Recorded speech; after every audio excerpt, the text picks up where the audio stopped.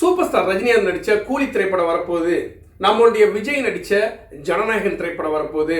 அஜித்தோட அடுத்த படம் எப்போ வரப்போகுது, இப்படிலாம் வந்துக்கிட்டு பெரும் எதிர்பார்ப்போட காத்துக்கிட்டு இருக்கக்கூடிய உலக சினிமா ரசிகர்களுக்கு ராமாயணம்னு ஒரு படம் வரப்போகுது. அது எத்தனை பேருக்கு தெரியும்? இந்த வருஷம் ரிலீஸ் ஆக போகுது தீபாவளிக்கு. அது எத்தனை பேருக்கு தெரியுங்கிறது ஒரு கேள்விக்குறியான விஷயம் இல்லை. எஸ், ராமாயணா அப்படிங்கிற பேரில் ஹிந்தி திரைப்படம் தான் ஒரிஜினல் எடுக்க போகிறாங்க. ஆனால் ஒரு பேன் இண்டியா படமாக வேர்ல்டு வைடு ஒரு ஹாலிவுட் படத்துக்கு இணையான்னு கூட சொல்ல முடியாது, ஒரு ஹாலிவுட் படமாகவே உருவாக்க போகிறாங்க இந்த ராமாயணங்கிற ஒரு வரலாற்று காப்பியத்தை. ராமாயணம் சொன்னாலே நம்ம நினைவுக்கு வர்றது அந்த காலத்துலேயும் சரி இந்த காலத்துலேயும் சரி வரக்கூடிய காலகட்டத்திலையும் சரி புத்தகத்திலேயோ இல்லை நாடகமாவோ இல்லாட்டினா ஒரு இன்டர்நெட்லேயோ பார்த்து தெரிஞ்சு நம்ம வாழ்வியலோட கலந்து வரக்கூடிய ஒரு அற்புதமான காவியம் தான் ராமாயணம். இது ஒரு வரலாற்று காவியமாக இருந்தாலும் அதில் போரிடக்கூடிய முறை, ராமர், லட்சுமணன், ஹனுமான், சீதா, இப்படி சொல்லி ஒவ்வொரு கேரக்டர், குறிப்பாக ராவணன், இப்படி சொல்லி ஒவ்வொரு கதாபாத்திரங்களும் கேரக்டரும் நம்மளை அப்படி மெய் சிலுக்க வச்சு பார்க்க வைக்கும். அப்படிப்பட்ட ஒரு அற்புதமான காவியம் தான் ராமாயணம். இந்த ராமாயண திரைப்படத்தை ஒரு பல கோடி ரூபாயில், கிட்டத்தட்ட ஒரு 600 கோடியிலேருந்து ஒரு 900 கோடி ரூபாய் செலவில் இப்போ படமாக எடுத்துக்கிட்டு இருக்காங்க. 2 பாகங்களாக வருது. பார்ட் 1 இந்த வருஷம் தீபாவளிக்கு வருது. பார்ட் 2 அடுத்த வருஷம் எப்போ ரிலீஸ் அப்படிங்கிற தேதியை அவங்க நிர்ணயிக்கலாம். ஆனால் அடுத்த வருஷம் ரிலீஸ் ஆகுது.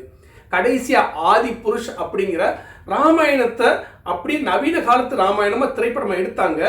ஆனால் அந்த படம் மக்கள்கிட்ட அதிகமான ஒரு வரவேற்பை பெறலை. ஏன்னா அதை இப்போ உள்ள மாடர்ன் வேர்ல்டுக்கு ஏற்றது மாதிரி கேரக்டர் அமைச்சிருந்தாங்க.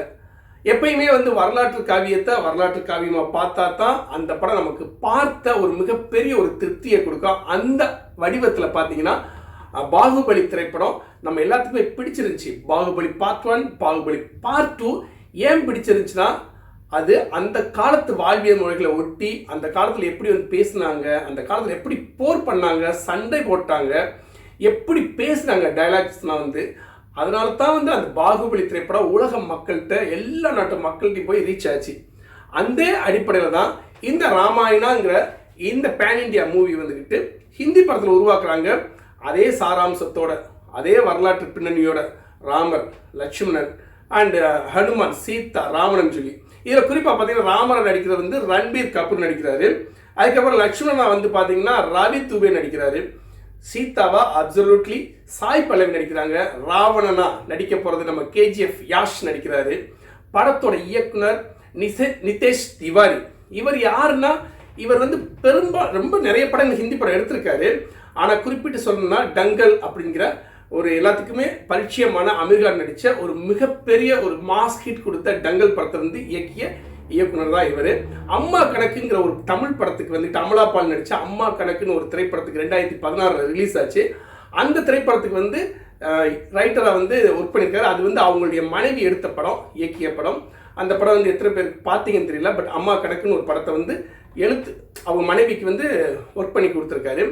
அதுக்கப்புறம் பார்த்தீங்கன்னா இதில் நடிச்சிருக்காங்க. நடிகை பற்றி பேசியாச்சு, இயக்குனர் பற்றி பேசியாச்சு. குறிப்பாக அடுத்து வர இது முக்கியமான விஷயம், இந்த திரைப்படத்துக்கு இப்படி ஒரு மெகா மூவிக்கு மியூசிக் பண்ண போகிற யார் கேட்டிங்கன்னா நம்மளுடைய இசை புயல் ஏஆர் ரஹ்மான்.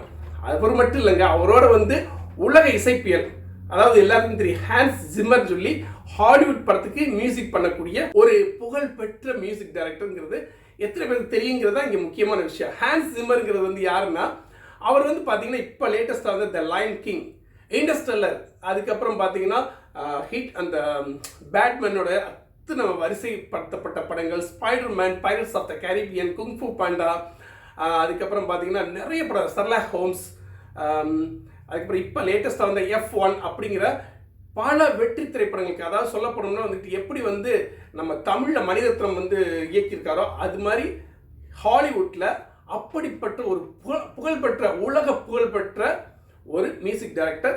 இந்த 2 இசைப்புயல்கள் சேர்ந்து தான் இந்த ராமாயணா அப்படி திரைப்படத்துக்கு மியூசிக் பண்ணுறாங்க. பண்ணி முடிச்சிட்டாங்க கிட்டத்தட்ட. அது மட்டும் இல்லைங்க, நம்ம ஏஆர் ரஹ்மான் 2 ஆஸ்கார் வின் பண்ணியிருக்காரு இல்லையா, அதே மாதிரி ஹான்ஸ் ஜிம்மரும் 2 ஆஸ்கார் வின் பண்ணியிருக்காரு. அது மட்டும் கிடையாது, இந்த திரைப்படத்தில் கிட்டத்தட்ட பல ஆஸ்கார் விருதுகள் வாங்கிய கலைஞர்கள் ஒர்க் பண்ணிக்கிட்டு இருக்காங்க. படத்தோட ரீசன்ட் கிளிம்ஸ் வீடியோ பார்த்தாச்சு. பார்க்குறப்ப உண்மையிலேங்க அதாவது எடுத்தவொடனே அந்த ஒரு சின்ன ஒரு குறும்பட வீடியோவில் இந்த ராமாயணா அப்படிங்கிற பேர் வச்சு அதோட கேரக்டர்ஸ் வந்து ரிவீல் பண்ணக்கூடிய அந்த வீடியோவில் எடுத்தவொடனே வந்து பிரம்மா விஷ்ணு சிவன் அவங்கள வந்து அப்படியே சிஜி எஃபெக்டில் காமிச்சு அதுலேருந்து ஒரு அம்பு போகக்கூடிய ஒரு ஸ்டைலை காமிச்சு அதுக்கப்புறம் வந்து ஒவ்வொரு கேரக்டர் வந்து ரிவீல் பண்ணி யார் ராமர், யார் லக்ஷ்மணன், யார் சீதா, யார் ராவணன் அப்படிங்கிற விஷயத்த சொல்லி இயக்குனர் பேர் போட்டு மியூசிக் டைரக்டரோட பேர் போட்டு கடைசியில் வந்துக்கிட்டு அப்படியே ரன்பீர் கபூர் வந்து பார்த்தீங்கன்னா அப்படியே மரத்து மேலே ஏறி தாவி ஒரு அம்பு விடுறாரு. ராவணன் வந்து நம்ம யாஷ் வந்து அப்படி திரும்பி பார்க்குற மாதிரி அற்புதமான சவுண்ட் எஃபெக்டோட அற்புதமான ஒரு வீடியோ வந்து ரீசனாக ரிலீஸ் பண்ணாங்க. நான் அப்போ தான் பார்த்து இப்படி ஒரு படம் வரப்போதா கண்டிப்பாக வந்து மக்களுக்கு தெரிவிக்கணுமா இல்லையா, அந்த அடிப்படையில் தான் இந்த வீடியோவை நான் ரெடி பண்ணேன். என்னால் முடிஞ்ச அளவுக்கு தகவல்களை தொகுத்து இதில் கொடுத்துருக்கேன். கண்டிப்பாக வந்து பார்க்க மறந்துடாங்க. எதிர்பார்ப்போட நிறைய படங்களை எதிர்பார்த்து கடைசியில் வந்து நமக்கு திருப்தி கொடுக்காத படமாக நிறைய படம் அமைஞ்சிருக்கு. அந்த வகையில் எதிர்பார்ப்பு இல்லாமல் இப்படி ஒரு படம் வரப்போகுதா அப்படின்னு சொல்லி எதிர்பார்க்காம வந்து பெரிய ஹிட் அடிக்குன்னு நான் நம்புகிறேன். கண்டிப்பாக ஆதி புருஷ் மாதிரி இருக்காது. ஏன்னா வந்து ஆதி புருஷ் வந்து எந்த ஒரு அதாவது டேரக்டர் என்ன சொல்லியிருக்காருன்னா, நான் இந்த காலத்துக்கு ஏற்ற மாதிரி எடுத்துட்டேன், அதனால வந்து படம் ஓடலன்னு சொல்லி. ஆனால் இந்த திரைப்படம் ரொம்ப கவனமாக கையாளப்பட்டு எடுத்துக்கிட்டு இருக்காங்க. இப்போ வரப்போகிற ராமாயணா அப்படிங்கிற திரைப்படம் குறிப்பாக பார்த்தீங்கன்னா இதில் வந்து ஹாலிவுட் சார்ந்த மியூசிக் டைரக்டர் இருக்குல்ல, ஹான்ஸ் சிம்மருக்காகவே படம் பார்க்குறவங்க நிறைய பேர் இருக்காங்க. அது மட்டும் கிடையாது, நம்ம இசைப்பு ஏஆர் ரஹ்மான் இருப்பாங்க. அப்போது இவங்களோட சேர்ந்து இவங்களுடைய மியூசிக் எந்த அளவுக்கு மக்களை வந்து ரொம்ப சின்சியராக ஒர்க் பண்ண போகிறாங்க.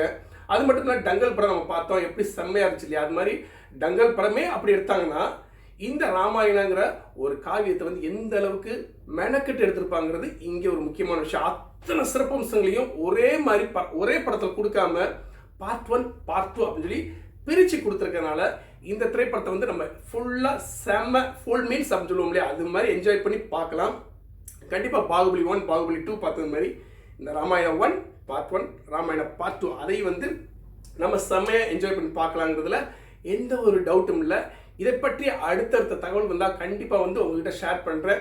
நம்மளோட வீடியோ பிடிச்சினா மறக்காமல் பாமுத்துக்குமாருங்கிற யூடியூப் சேனலில் லைக் பண்ணுங்கள், சப்ஸ்கிரைப் பண்ணுங்கள், உங்களுடைய நண்பர்களும் ஷேர் பண்ணுங்கள். இந்த தகவல் யாருக்கு தெரியாமல் இருந்துச்சுன்னா மறக்காமல் ஷேர் பண்ணி தெரிய வைங்க. மீண்டும் ஒரு தகவலுடன்